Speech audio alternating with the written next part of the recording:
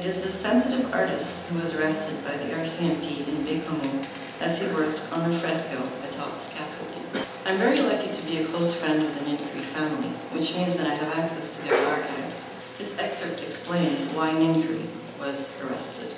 Sitting on the train to Petawawa in early August 1940, accompanied by burly RCMP officers, this short, frail, 55-year-old man from Prato carried a sign that identified him as a traitor to the Canadian nation.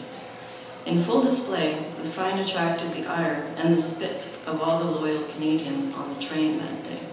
A citizen for the last 17 years, he had been dubbed the Michelangelo of Montreal.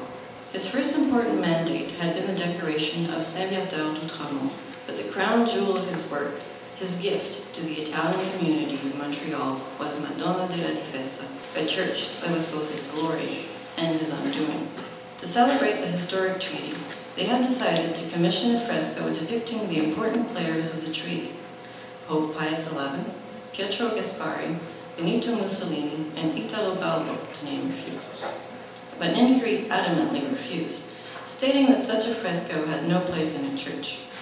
One evening, the elders went to Nincri's house and threatened to rip up the contract they had signed for the church decoration if he persisted in refusing to paint the fresco. Reluctantly, Nincri drew a sketch of the fresco, showing a serious and stern Mussolini, which the elders approved. But when painting the actual fresco in the church's cupola, Nincri, who couldn't resist getting the last word, painted him with a perplexed expression, as though the man himself was wondering what he was doing there.